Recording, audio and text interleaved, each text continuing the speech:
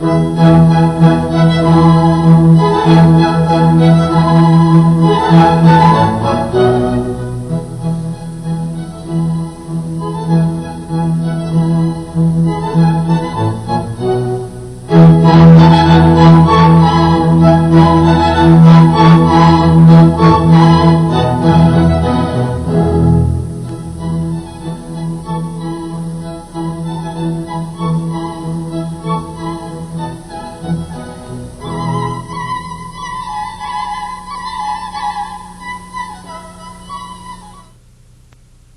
am Dr. Richard Neubauer, Medical Director of the Ocean Hyperbaric Center in Lauderdale by the Sea.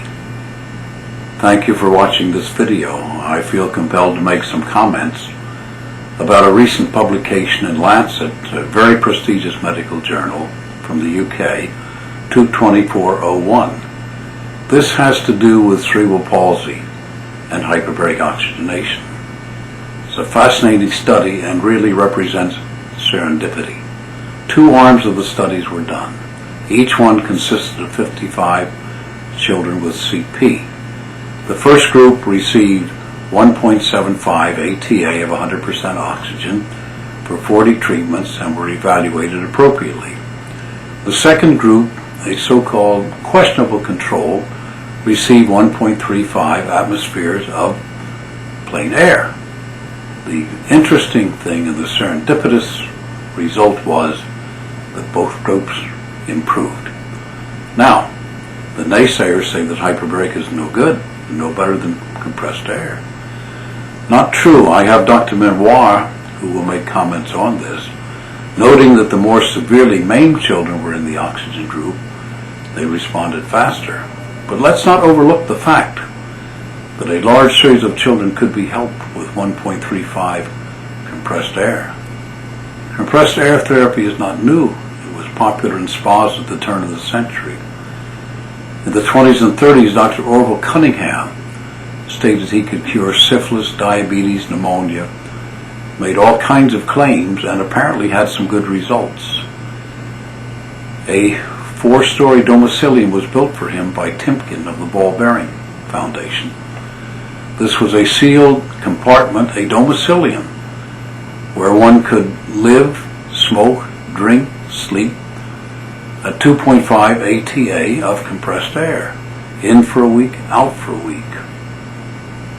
The results that we see now with the 1.35 ATA of air are meritorious, and after Dr. Menoir has his comments about the politics and the other vicissitudes of this study, I will make some closing remarks.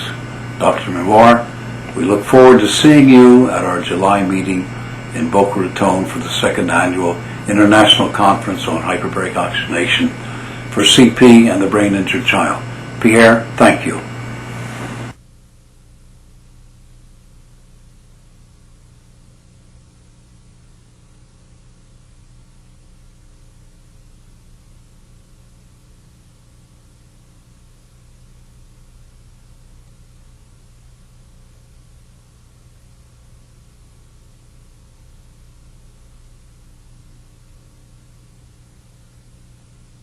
Hi, my name is Pierre Marois. I'm a Canadian physician specialized in physical medicine and rehabilitation.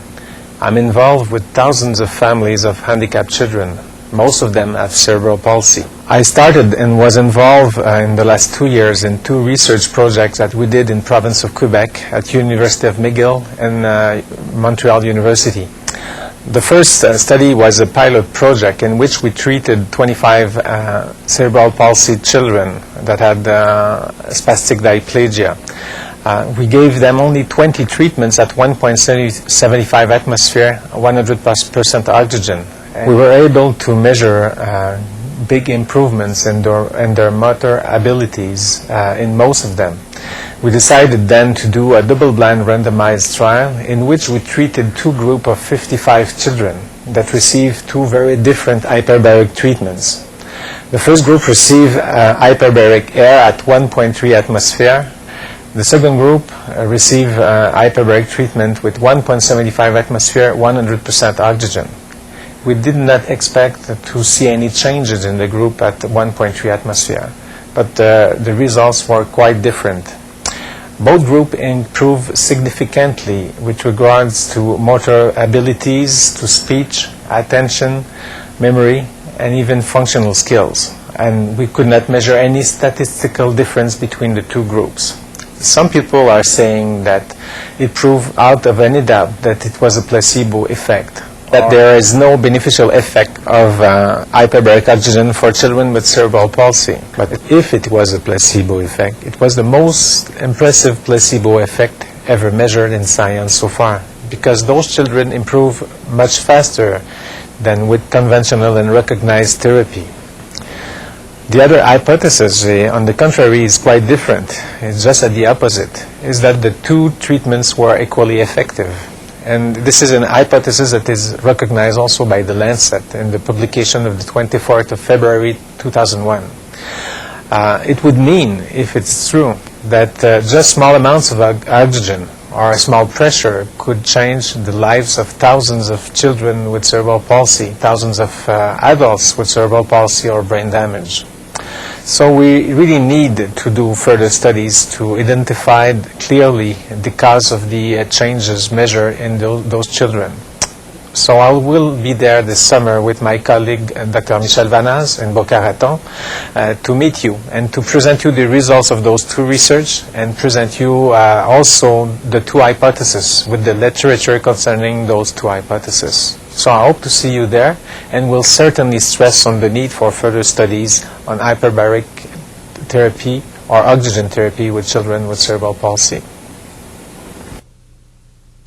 Pierre, it's fairly obvious that the Canadian government did not want to be responsible for having to pay for hyperbaric oxygenation for the children.